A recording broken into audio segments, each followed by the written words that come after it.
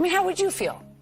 You know, there's no, you have to make sense with this in your mind. You have to make sense with the fact that there's a 82-year-old man asleep in his own bed and gets attacked in his own home. And I don't care how you vote. I don't care who, you know, what your political affiliations are. That's just not right in any, like, there's no way. So making peace with that in your head, it's hard to make peace with. Yeah. And that's why we're still, first of all, we're still under threats. It's not as if the threats just go away. Yeah. This has been something we've been living with forever. And it was so, I mean, it was so coming. You know, this was so inevitable. When you think about the hundreds of millions of dollars in ads that the Republicans spent demonizing my mother. I used to joke with my father, like, she turned our last name into a curse word. That was 20 years ago we made those jokes. These ads have been going forever and ever and ever. So our whole family's had a target on our back for a while.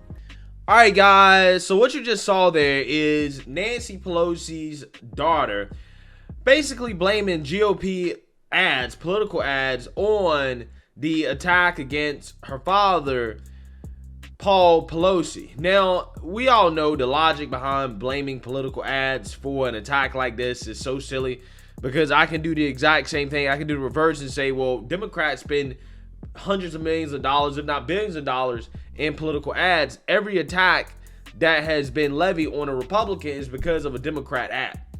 I'm just saying, we can easily do that. We can easily play that game. Again, it's just crazy to me how mainstream media just lets these people make these wild claims without ever pushing back and saying, hey, you know, does that actually really make sense? Well, they don't do that because they're only interested in presenting one side, right? They're only interested in simply trying to paint this story about Paul Pelosi to be a story about a MAGA Trump guy breaking into his house and attacking Paul Pelosi when he was actually really looking for Nancy Pelosi because he allegedly wanted to break her knees, ultimately ending up with Paul Pelosi getting hammered in the head. Again, very unfortunate situation. I'm glad Paul Pelosi is doing okay. And we're getting more details about this alleged attack from the mainstream media as David DePape has appeared in court and officers are giving testimony about what they experienced at that moment when they arrived at the Pelosi residence. And I want to give the mainstream liberal media side of the story here because, of course, to nobody's surprise, they're trying to make it look as much as they can like this was simply a conservative right-wing Trump supporter going wild attacking Paul Pelosi because his only targets allegedly were Democrats. Take a look. That suspect back in court at this hour in a hearing that will determine whether or not he goes to trial. Our very own Justin Andrews was in the courtroom all morning. So, Justin, what did you learn? Well, Ryan, there were plenty of new particulars that we got from the police officer who apparently attacked David DePape. That was after DePape viciously attacked Paul Pelosi. Now, that attack was something that a lot of people were talking about after all of that happened. And that officer was actually questioned right in front of David DePape. Since our cameras were not allowed inside the courtroom, we have sketches of what it looked like inside court. So we have these sketches here, and DePape had an orange jumpsuit and appeared to be very engaged. That's a San Francisco officer gave his accounts of what he witnessed the morning of the attack. Now, that officer says when he and his partner responded to the Pelosi home, they rang the doorbell and saw DePape and 82-year-old Paul Pelosi in the doorway. He says both had a grip on one hammer. When his partner asked DePape to drop that 5-pound hammer, though, that's when the officer said DePape lunged at Paul Pelosi and ended up hitting Paul in the head with that hammer. In an audio recording played in court, we could hear officers yelling at DePape, that moment yelling, quote, "Give me your hand, give me your hand," and then there was a struggle.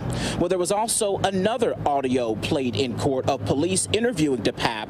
DePape admitted in that audio that, quote, he wanted to tie up Paul Pelosi until Nancy got there.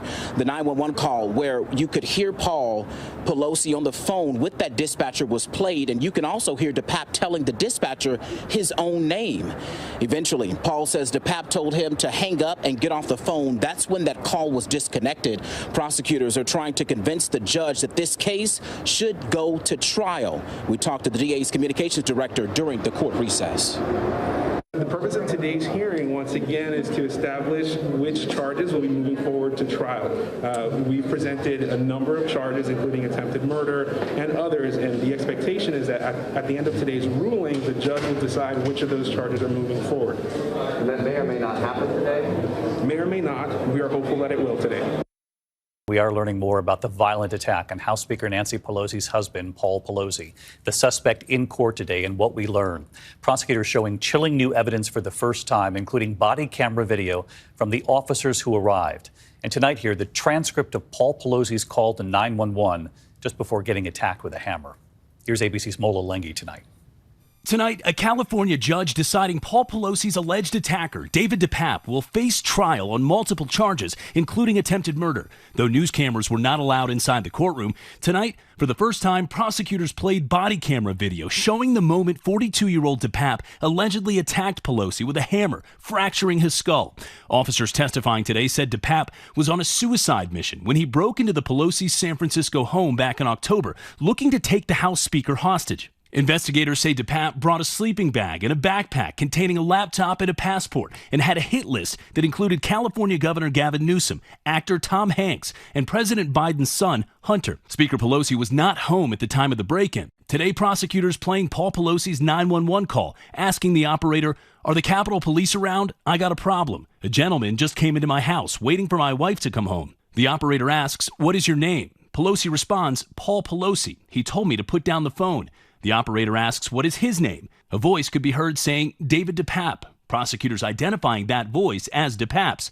Prosecutors today showing the judge the hammer allegedly used in the assault. Yeah, so you seen that, you heard that, okay? You know, it's funny how they don't mention anything about who answered the door, okay? Was it Paul Pelosi? Did he open the door?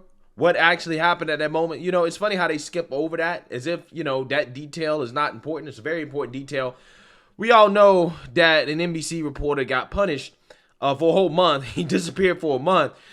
They went and they reprogrammed him because he actually, you know, talked about that moment in which, you know, Paul Pelosi allegedly opened the door and indicated that nothing was wrong to police. Yeah, so I guess none of them want to get reprogrammed for mentioning that. So with that being said, this is definitely something you won't hear in the mainstream liberal media.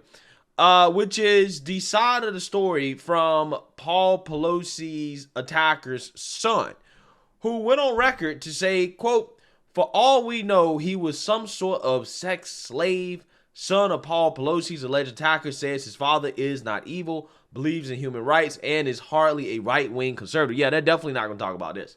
Right? They're definitely not going to talk about this. Now, for the record, I have no clue if what this guy is saying is actually true or not. I have no clue. I'm just reading and reporting, okay? Don't shoot the messenger, right? I'm just delivering the message.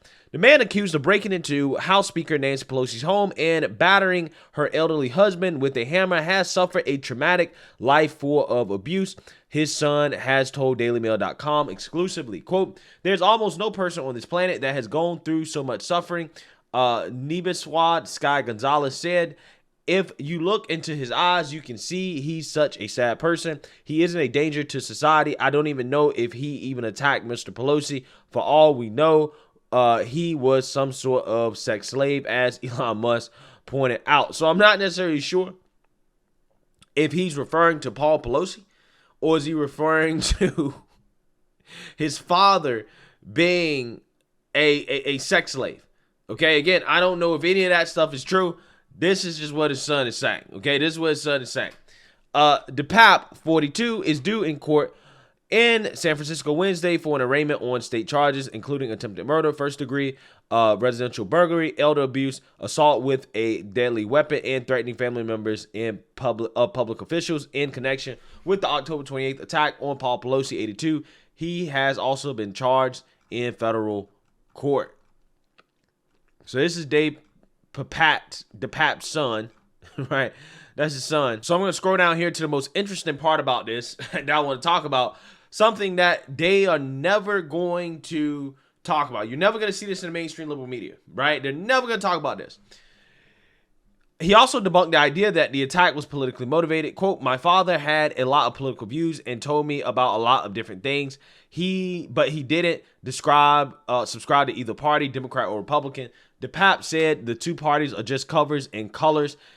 His son said, what matters are the policies of each individual person. Each individual person is unique, and it isn't about right or left. That's just a distraction.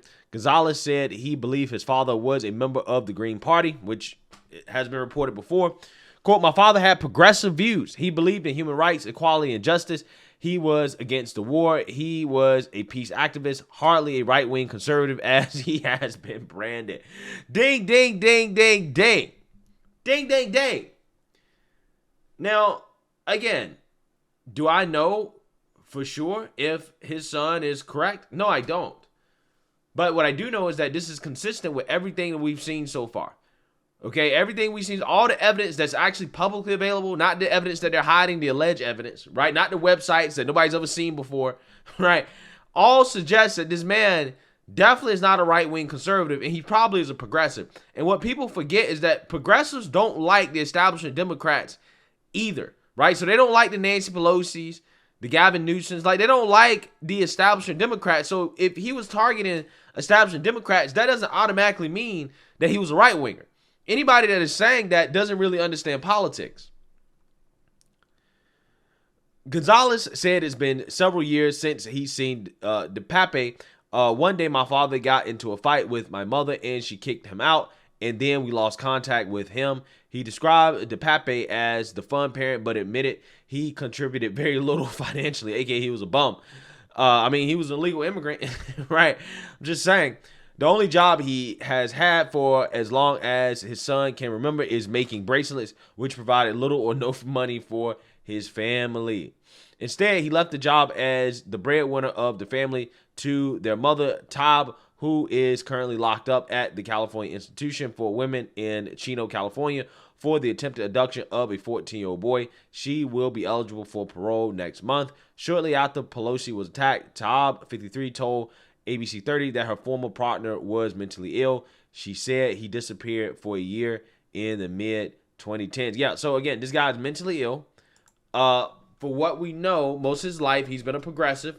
Okay, unless all of a sudden he, found different political views, which is unlikely, but maybe he did. However, again, this doesn't fit the narrative that the mainstream liberal media is putting out there. Again, I don't know if what his son is saying is true. His son said he hadn't had contact with his father in years, so again, he could not know. Okay, but the liberal media, based off how they reacted to the father of the Club Q shooter, the Club Q shooter that came out as non-binary, the father saying that he is conservative, like the father himself saying that I'm conservative, the left ran wild with that. See, this is proof. This is proof that the son must be conservative. So I'm just saying, if we're going by the left standard here, what Mr. DePape's son is saying must hold a whole lot of weight in regards to determining what his political ideology and what his political views are. I'm just saying. But again, they're never going to acknowledge this because it does not fit the narrative. Let me know what you guys think. Make sure you like, comment, and subscribe. Most importantly, share a Black conservative perspective. Peace.